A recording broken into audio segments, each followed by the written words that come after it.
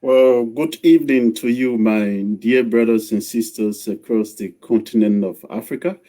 This is the People's Talk Show. The People's Talk Show is part and parcel of the People's News Africa. And the People's News Africa is that platform that brings you information on Africa's history, our culture, our politics, our inheritance. It's a platform where we discuss a wide range of issues ranging from the economy to politics, agriculture, and how we solve the different problems that we face across the continent of Africa as Africans. So we like to take this time to welcome each and every one of you and say thank you for joining with us today as we will be discussing a topic today that we believe is very central to each and every African. That has to do with it has to do with building the Africa that we dream about as African and assessing the role or how the African Continental Unity Party can fulfill this dream and aspiration of Africans to build uh, an African of our dream. So to have this very interesting conversation, I have with me in studio today Kabbalah Herpes from DR Congo. And my name is D. Kafinas Netu, and I'm speaking to you from Liberia. So to proceed quickly into the conversation, what dream have we dreamed about Africa? What is that dream? And how do we accomplish this dream as Africans? Okay, so um, first and foremost, what do we desire as Africans? What have we aspired to accomplish as people of Africa? Have we desire and improve quality of life, a better standard of living, an African society where justice, peace, security will thrive, an African society with a high quality of life where dignity and the rights of people are respected, an African society where we enjoyed life through the 40s, such that things like poverty, hunger, insecurity, and all the vices that hamper the quality of life that people should benefit from is taken into consideration and they are eradicated. So to make this discussion very successful, Kabbalah is here to discuss with us this evening what is the ACUP, and the ACUP is the African Continental Unity Party. What is the position in addressing these issues or fulfilling the dream that every African desires? Kabbalah, let me take this time quickly to welcome you, and I will appreciate if you take the next 1 minute to briefly introduce yourself, especially to those who may be following us for the very first time, so they can get to know you, please. Thank you so much, Mr. Kafina. My name is Kabbalah Hadbis. I'm born in the Congo according to the colonial setup. I'm currently living in South Africa. I'm a published author of one book, The Expropriation of the Mind Without Compensation. I'm a member of the African Continental Unity Party. I work in the communication team. As for myself, I am an Afrocentric and a very unapologetic Afrocentric. Thank you very much. Okay, Kabbalah, thank you so much for accepting the invitation to be joined with us today as we will be discussing these central issues that we believe they are so dear to the continent of Africa and the people of Africa. Now, Africa's history has never been one that is or that we have thrived on a very easy trajectory. It has always been a rough and tough one Why is that so? And why has it been such a very trivial one over the years, Kabbalah, if you may? Thank you so much. I mean, when you talk about the African history since the coming of the Caucasian in Africa, then you can say that the African history has been a very tough history and a history of predicament and difficulties to the African people. But if you put everything in the historical perspective, you will realize that the predicament of Africa cannot be out lasting the number of years that Africa has ruled the world. We have to realize that the predicament of Africa lasted from the 14th century, or the 14th century to be more precise, or the year 1442, when the first Caucasians became to started to deport Africans out of Africa. However, Africa ruled the world for about 5,000 years. So now, when you put it in a historical perspective, 500 years of predicament, suffering, and humiliation and slavery cannot be compared to 5,000 years. 500 years of that cannot be compared to 5,000 years of Africa that was flourishing, Africa from which the civilization and human history started, Africa from which many ideas, wisdom, and knowledge started. Africa that ruled the world for more than 5,000 years. That number cannot be compared to 500 years of slavery, or 500 years of colonialism or neo-colonialism that we have first since we have encountered the Caucasian. So we cannot just talk about the history of Africa with the starting of the white man. We must always remember that Africa existed before the white man discovered that Africa exists. And in reality, African people built civilization before the first European wore shoes and lived in the house that had a window. We had already built and finished the pyramids in Egypt and other places around the continent where you find the pyramids, and we had already established the first society, organized society, where there was law, order, and peace. So when we say that the history of Africa started with the coming of Europeans,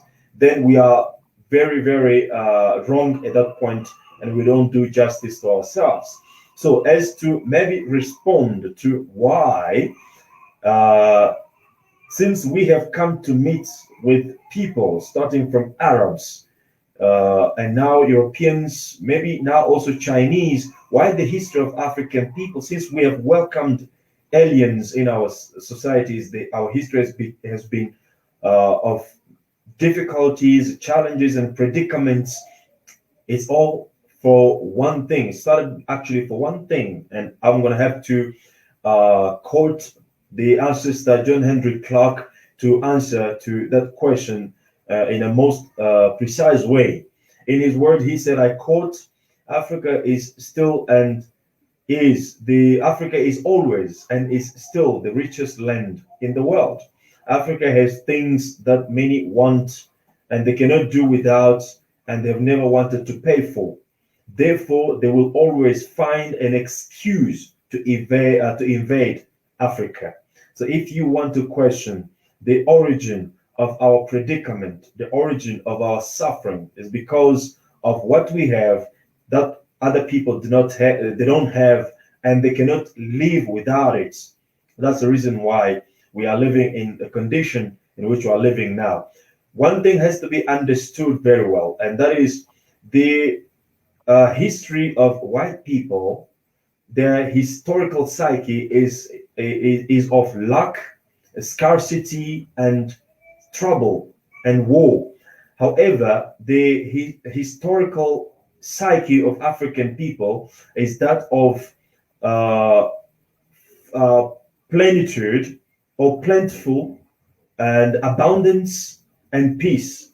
In other words, I'm trying to say that Africa, we somehow being referred to as a son people, because we had a condition that were favorable to us. The sun always been favorable to us because the sun is the one that gives the energy that makes everything grow. In our condition, our social environment condition, we were able to produce the food that we needed, to have the trees producing the fruit that we needed. Everything that we needed was there. Water, the climate, the condition, everything was there. And therefore, there was abundance of food. There was no need for one to go to the next with the war because of he wanted to take what he possessed. It's matter of fact that in Africa, we didn't have in our vocabulary the word to describe the thief, a prison, sorry, because there was no a thief who was going to another. So we had abundance of things that we couldn't really fight between ourselves because we didn't have anything. However, when you go to other side of European people who are somehow called the ice people, they lived in the ice, in an icy condition, environment, which was unfavorable to them. They didn't have a good climate to produce the food. They didn't have the minerals. They didn't have most of the resources that which they needed in order to survive. And find out that African people have had all these things that they needed, and also themselves in that condition of scarcity and lack of necessary resources, they were to fight themselves for the few resources that they had in order to survive. It means the one who has the power had to go to the next and conquer him in order to possess what he has.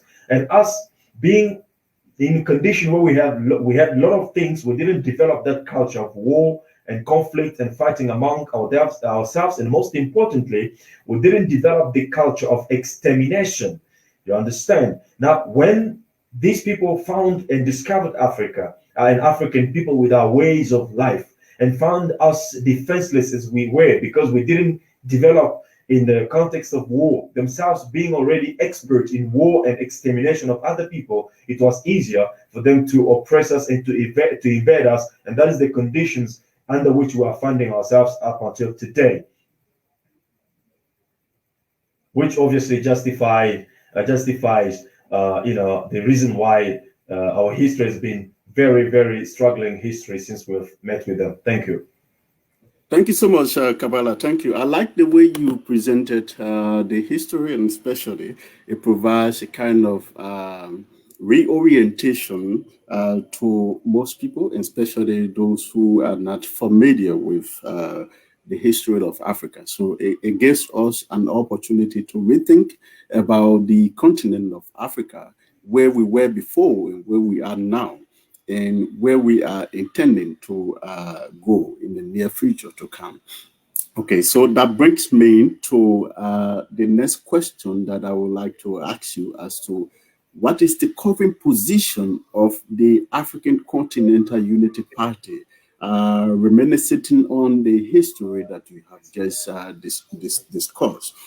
What exactly is the ACUP going to do or is currently doing in addressing some of the issues that you raised, like those difficult problems that we are currently having, and how are you intending to reproject a future that is the one that African desire so much?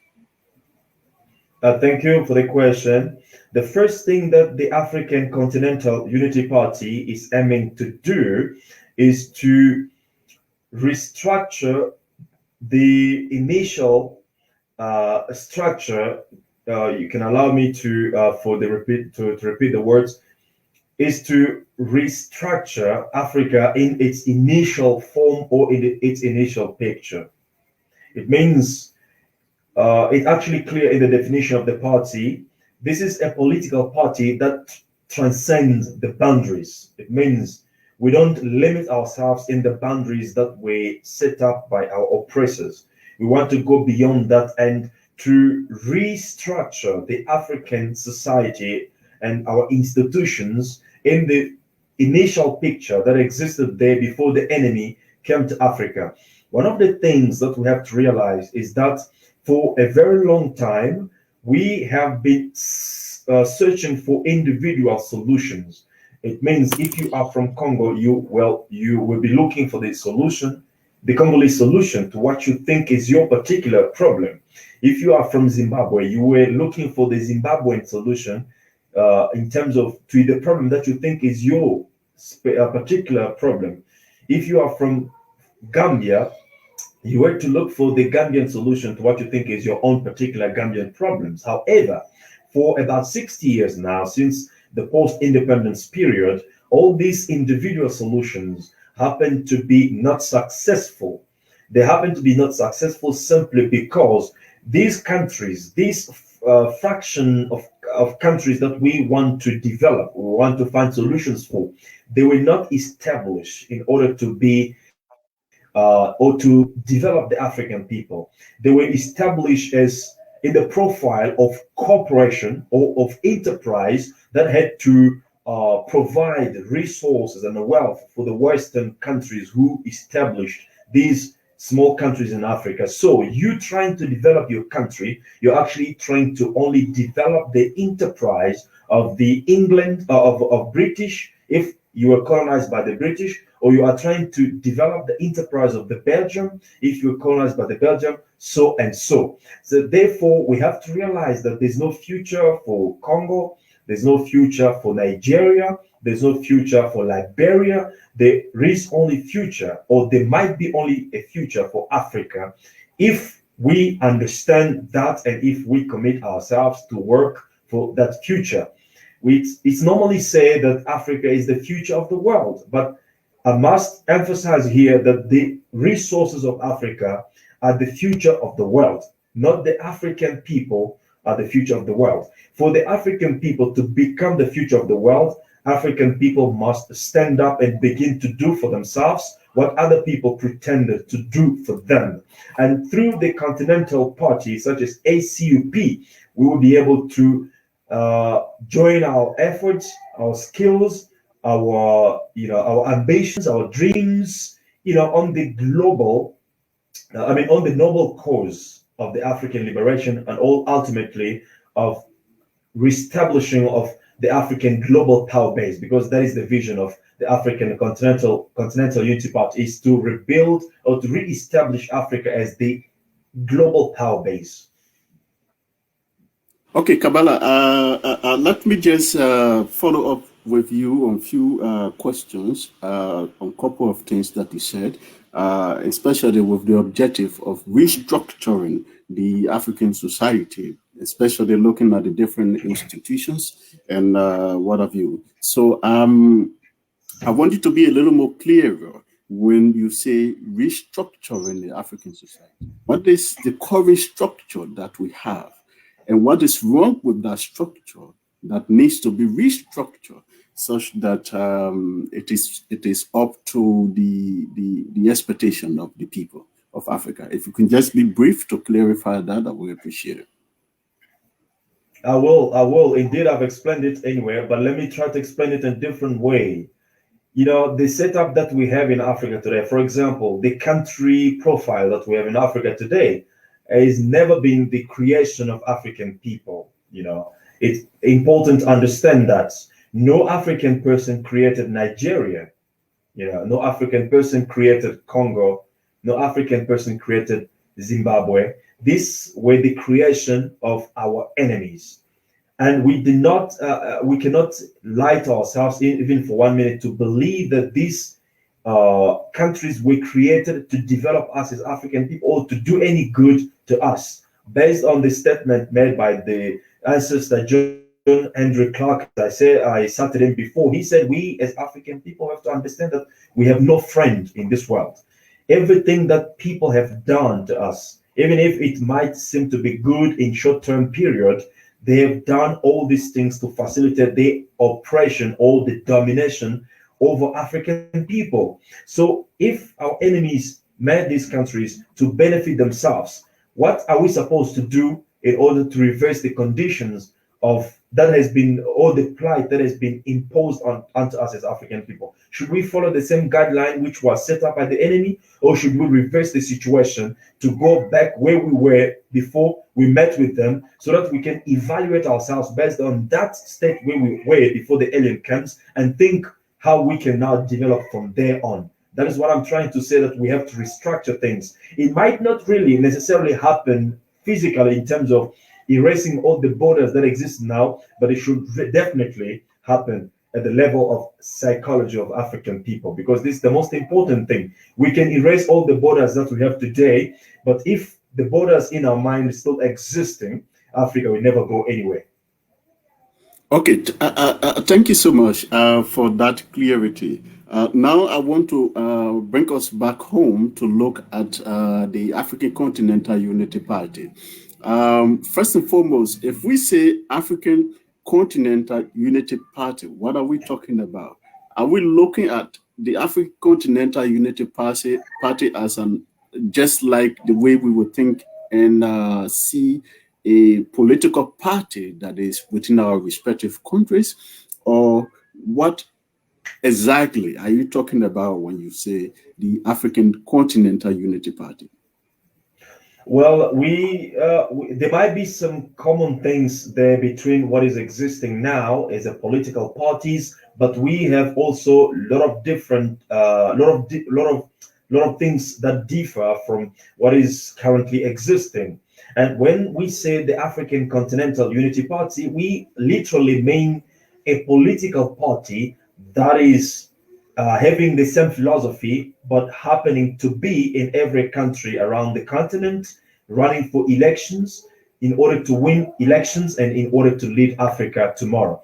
Our vision is to see, or our dream, not even the vision, because the vision, as I said, it is all about reestablishing the African global power base, because that is what we are missing right now. We have the resources, we have the skills, we have the manpower, but we don't have just the power to feed ourselves as African people, to protect ourselves as African people. So our vision ultimately is for Africa to rise as a global power base, because we have that capacity. However, how do we see the African Continental Unity Party in the context of Africa? As I said, it's a political party that's going to be implemented in every country around the continent. And our dream is to see this party winning elections in Gambia, Nigeria, Congo, South Africa, in all the region, and then all the regions, obviously, around the continent, and also lead Africa in the future. That's what literally it means. The African Continental Unity Party is a continental political party that will be implemented in every country, and that obviously will have to lead Africa tomorrow. Okay, thank you so much. With that being said, I think we should take a more closer look at the internal structure. If the African Continental Unity Party must transition Africa from where we are now to what we aspire, then it's important for us to understand the African Continental Unity Party, to understand the setup, to understand the structure, to understand the manifesto, the belief, the perspective that we hold, and how that is different from the current institutions, political institutions that we have. And what are the indicators that you are going to make a difference if you should be holding state power in different countries? So first of all, like to know from your end, what is the leadership structure do you have, and where currently do you operate as a party? Well, the leadership structure is completely different from what is known traditionally in many political parties. We have been inspired by the history, because it says that people who do not learn from the history, they are likely to face the same history. And it's also said that the most important lesson of the history is the fact that people don't learn from it often. So, as we have given ourselves the task to understand, firstly, why lots of the organizations or revolutionary movement in Africa that came up with agenda to liberate African people did not succeed in what they set for themselves as objectives. And one of the things that we saw, the most important thing actually that we saw as the contributing factor to the failure of those organizations and those political parties, is the fact that they were structured on a charismatic leader. It means one individual with the charisma is the one who obviously was the core of the existence of the party. And once that particular leader is eliminated, politically speaking, or even physically speaking, the movement also fade away. So what we have come up as a structure for this political party is to make the vision the only leader for the party. Let the vision lead, and let all of us follow the vision. In other words, within the African Continental Unity Party, there is no a single leader on whom the party relies. There is only the vision that everyone has to understand and pursue and support in order to get it fulfilled. That is this number one. And in that case, it will be difficult to shut down the movement as it happens as it happened in the past with many organizations that were structured on one single leader. So in that case, we believe that we will succeed where many people did not succeed. That is the structure of the party. And the most important thing that we are coming up, structurally speaking, is to make every member of the party a potential leader by providing them with education through our organization, Free-Minded Pan-African Academy, which is the academy for the future African leaders in politics and in the business. So we believe that if we empower our people with the good knowledge and a good understanding of, firstly, the reality of Africa, it will be difficult for any entity to shut down this movement. Let me give you one element in the history in terms of when the masses are following a charismatic leader, but themselves, they don't even know what the leader is emphasizing or what's the vision of the leader or what the leader is standing for. Sooner or later, they might turn themselves against that particular leader and eliminate him instead of the enemy doing the job. They will do the job instead of the enemy, and that has happened many times in Africa.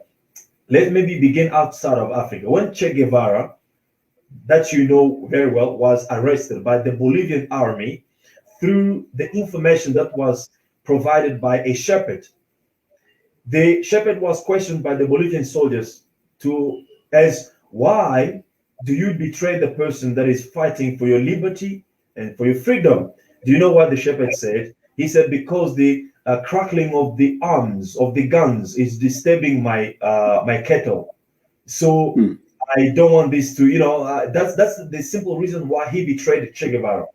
If we go down again in history, in Egypt, there was a man called Mohammed Karim. Mohammed Karim was a leader in Alexandria, in the town of Alexandria in Egypt, who took the resistance against Napoleon army or Napoleon invasion of Alexandria.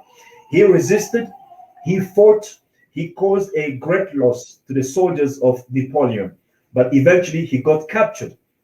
And Napoleon didn't want to kill him. He charged him to pay 30,000 pieces of coins.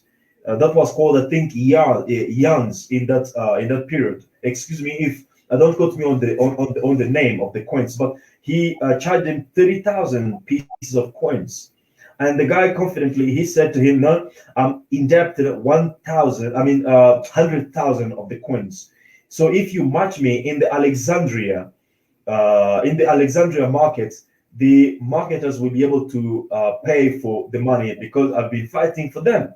And being chained, they walked him in the market of Alexandria, and nobody was willing to pay the price. In fact, people said that this guy is a troublemaker.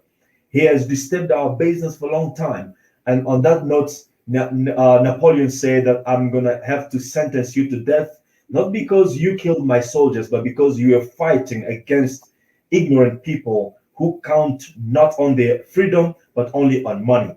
So what I'm trying to say is that making a revolution for ignorant people is like self-immolating yourself on fire to enlighten the way for blind people. So the first thing that we have to do if we want to see Africa far from where it is right now, we must begin by teaching the people of Africa, the masses, what is the condition of Africa today, and what is the prospective future of Africa today, and who truly are the things or the people who are preventing Africa from progressing either internally or externally. And when people understand this, they will also understand the price that has to be paid for the Africa to become what it has to be. Because if people don't understand the price that has to be paid, those people, when they're hungry, they will turn on the leader and they will betray the same leader who was fighting for them. So that is the philosophy that we're coming up with, starting from the structure that makes everyone a potential leader. And within the party, we don't have a single charismatic leader that leads the party. It's only the vision that leads the party, and we'll be able to succeed where many people did not succeed. Okay, thank you so much, Kabbalah, for that information. And ladies and gentlemen, especially those that are following us today, this is the People's Talk Show. The People's Talk Show is a part and parcel of the People's News Africa. And the People's News Africa is that platform where we discuss issues like this, where we put forth suggestions and recommendations that we believe will help to redeem the continent of Africa.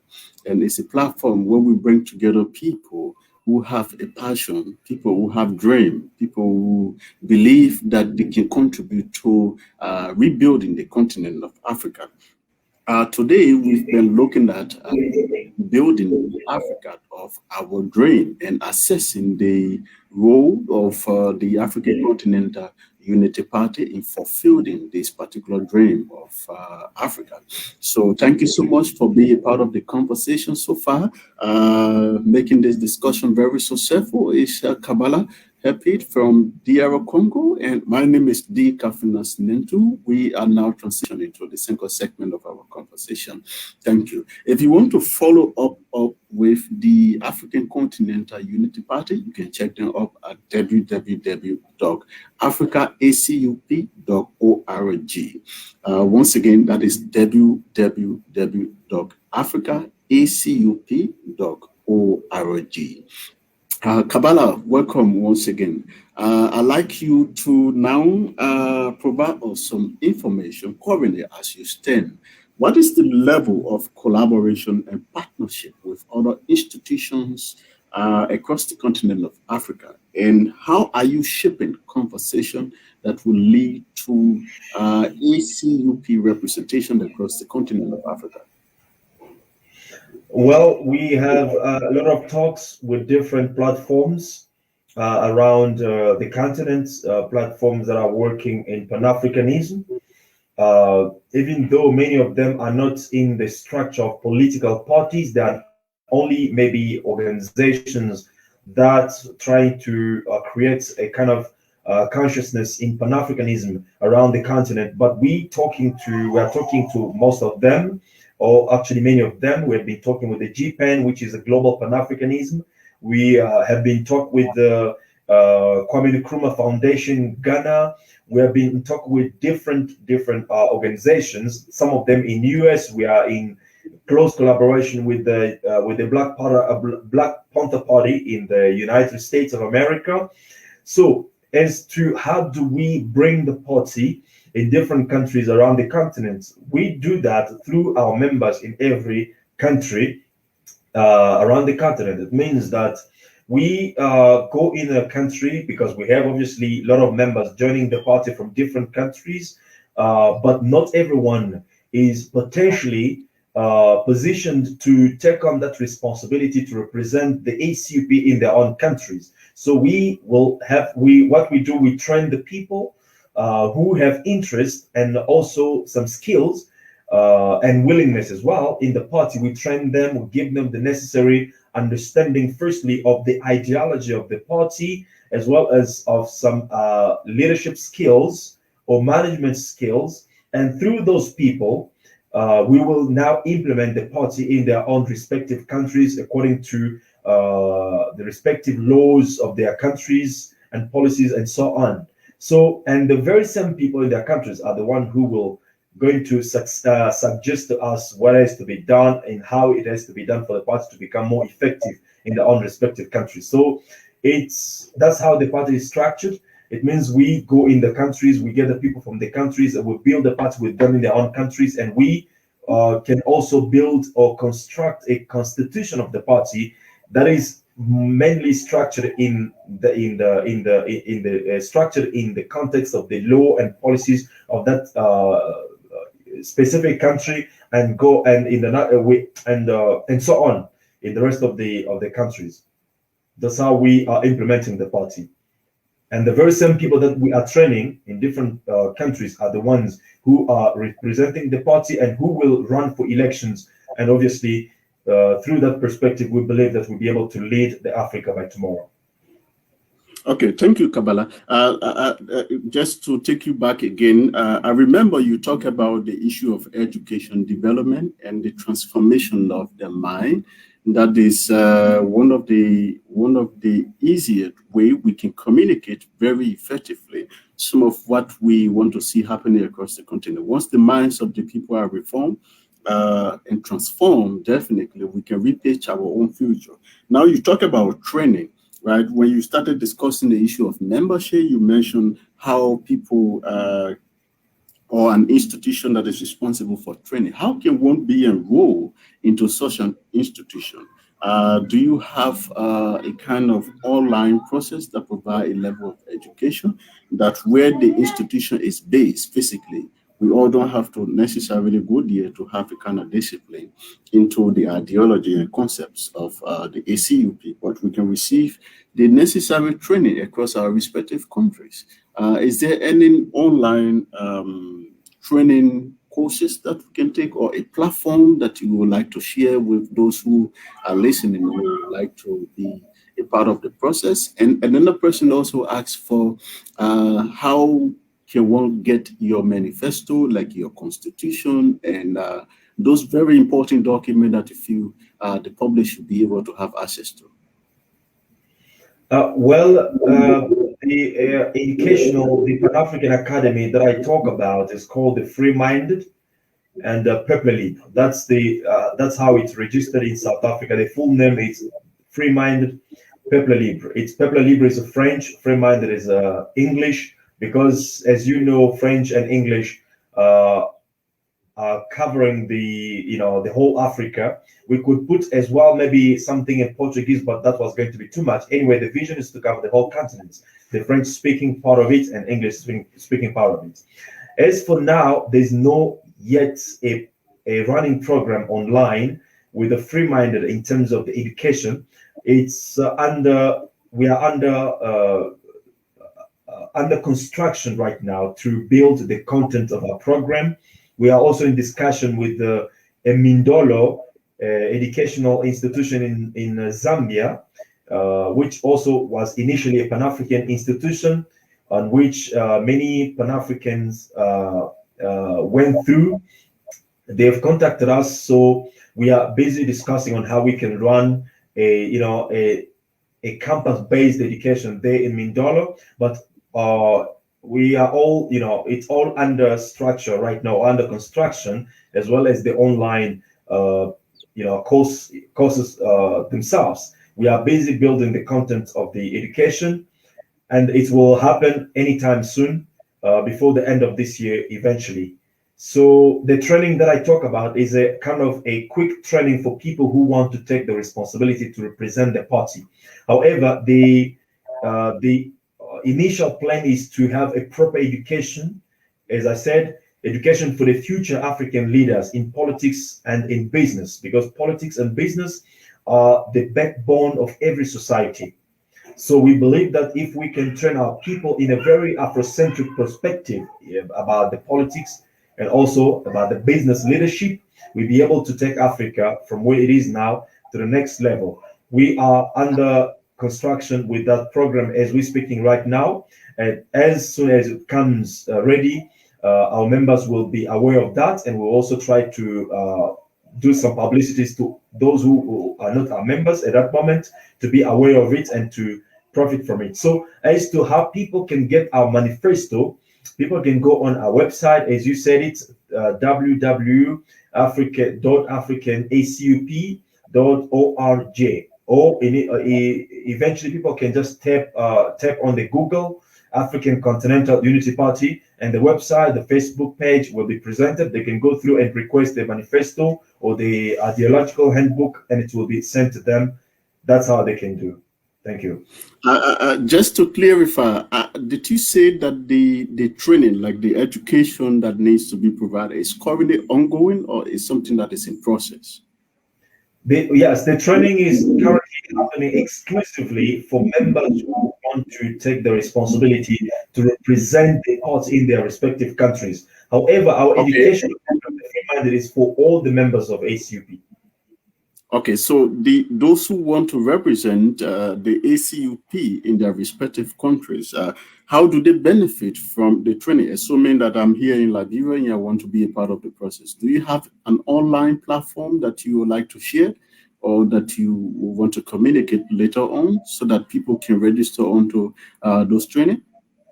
Yes, for those who want to represent the party, we do it on Google Meet. We do the training on Google Meet, and that training is exclusively about the vision, the mission, and ideology of the African Continental Unity Party. It's only for them to understand what we are advocating in terms of the economic development, what we are advocating in terms of the political development, what do we advocate in terms of the social context of Africa, all those kind of philosophies that our ACUP is bringing. The members who want to represent the party in their countries have to understand those concepts and those realities, how and why we're coming up with them, so that they will be able to obviously relay the movement in their own countries. However, the broad training or the broad education, it's something that will happen, which I said we are busy constructing right now. Okay, so what you say is the name of the training academy again? Is the Free-Minded Peuple Libre. But the Free-Minded for English-speaking people, I think it's easier. Free-Minded Peuple Libre. The whole name is Free-Minded Peuple Libre, French and English. The French and English, I understand that is now. Don't you think it's a kind of contradiction to the ideology we have to promote Africanism, to promote things that are so dear to Africa? For example, the languages that we speak, Portuguese, French, English, these are all imperialist language. And if we say we want to restructure these things, it's high time that we contemplate on promoting our indigenous languages. Institutions we establish, be established in our indigenous languages, regardless of how difficult it is to pronounce or how difficult the meaning may be. But we have a responsibility to ensure that people get to understand. So if we continuously create institutions and establish them in the name of French and English, Portuguese and Italic and all the other languages, don't you think it's a kind of contradiction to what we hold so dearly to us as African? It is contradiction indeed, but unfortunately, it's the easiest way we have to go through in order to effectively bring the solutions that we want to see in Africa. Let me give you an example. If somebody is fighting you with a knife, you do not have to leave him with a knife to go and look for another tool that is not yet available to fight him. Your effort will be to take the knife from your enemy and maybe to take him down with the same knife that he is using. So let me get to this point. Language is a tool. That's what language is. It's a tool for interaction. And it's happening right now that Africa, after, I don't know, 400 years of colonialism, we have been turned into little British, into little Portuguese, and little French. So the change in the terms of language is not going to happen overnight. It's a process that we have to put, most importantly, to structure with our youngest one, our kids, so that we focus on them as a generation, so that tomorrow things can begin to happen. So if, for example, now I have to speak to you in Lingala or in Swahili, and you don't speak Swahili or Lingala, how will I be able to interact with you? How will I be able to tell you about the ACUP? So let's use the instruments that were used to colonize us. The very same instrument, the very same tools that were used to conquer us, we can still use them to liberate ourselves. It's the same as a knife, as I said, a person attacking you with a knife, if you are able, take the same knife and use it to conquer your enemy. So we can build from this point. However, in the meantime, we have to be pushing our indigenous languages. For example, in the ideology handbook of ACUP, you will see that most of the concepts that we're coming up with are being named in African language. We're pushing the philosophy of Ubuntu. Ubuntu is not a foreign language, a foreign name. It's African language. Our economic philosophy is called katikati economy. Katikati is a Swahili word that means in the between. So somehow we're trying to bring some of the African concepts there, but you have to know that Africa entirely has been westernized. So it's not the overnight process that you will begin to push the African language in order to liberate Africa. And most importantly, we are not suffering because of what we are speaking or because of what we call ourselves. We are suffering because of what we don't do for ourselves. Let's get the work done, and other things will be added on. Okay. Okay, thank you so much. I will reserve that for another round of conversation. Therefore, I wouldn't want to go too deep into it. Hopefully, we can talk about that another time. Kabbalah, so this will be all the time that we have for this very segment, the last segment of our conversation. But before we do so, I will appreciate in the next 5 minutes if you will take a little bit of your time to speak to your manifesto that focuses on the aspects of economy that you just mentioned and building foreign relations, or what political ideology do you have to extend or to build foreign relations? Because, Mayu, our world is a global village where we must interact with each other. So what do you expect from foreign engagement with external partners, those who I would term as imperialists? Obviously, we have to strengthen ties and working relationship with every group of people across the continent or across our global society. Where do you stand as a political party with this renewed mindset? And then lastly, you talk about this power-based society or that we want to establish. I want you to speak to the issue of the young population that we have. I saw that in your manifesto, where Africa as a continent, our young population is somewhere 135. How can we empower this particular group of people? You spoke of building and training them in the area of economy, business, and wherever. What exclusive sector are you looking at? Or they are just inclusive, wherever that we can harness wealth?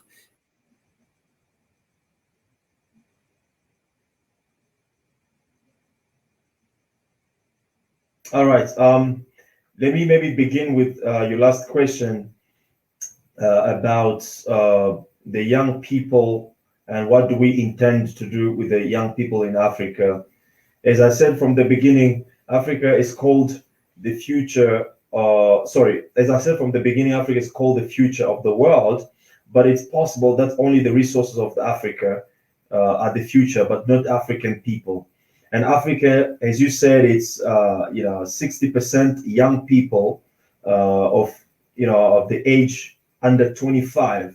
And what the word youth stand for energy and also stand for the future. So it means if we believe that Africa can be the future, we must begin by providing a platform for the young people to take charge in the management of Africa, in the responsibility of Africa, so that means the current political leadership that we have in Africa must begin now to give a place to the young people for them to take charge of the continent. Because even if we have to train our people to give them the education that we are coming up with, it will serve nothing, it will serve no purpose if there's no platform through which these young people can use the education or the skills that they've learned to develop themselves. If we truly believe that Africa is the future, we must now focus on the young people and give them the responsibility of the management of our nations. And that's the only way we can ensure that there's a future for Africa. So as to our political leadership, political philosophy, briefly, I would just say that what we are coming up as a political philosophy is called African Inclusive Democracy. I think I will encourage your listeners to get in touch with us and to get our handbook in order to find what it is. We believe that is a important solution to the current narrative, because the current political system does not just work for us as African people. In terms of the economy, we have also a Katikati economic system, which is a very exciting and a very important concept. I'm going to also encourage your listeners to get in touch with us and find the ideological handbook and to find out exactly what does that stand for. And I hope, because our time now is ending, I believe that if we can have another opportunity next time to talk exclusively about the political and the economic philosophy, it will do us, it will be a very, very contributing thing, because there are a lot of things there that cannot be covered within 4 or 3 minutes that we are left with now. Thank you. Thank you so much, Kabbalah. That would have been my recommendation. That looking at the different component of your ideology and your manifesto, that we take time and look into the segment by segment. That way, the discussion is going to be broadened and it's going to be discussed in depth, exclusively looking at each segment of the issues or the idea that you have. So thank you so much, Kabbalah, for making this conversation very successful. This is how we would like to draw the curtain down, and we want to extend our thanks and appreciation to all those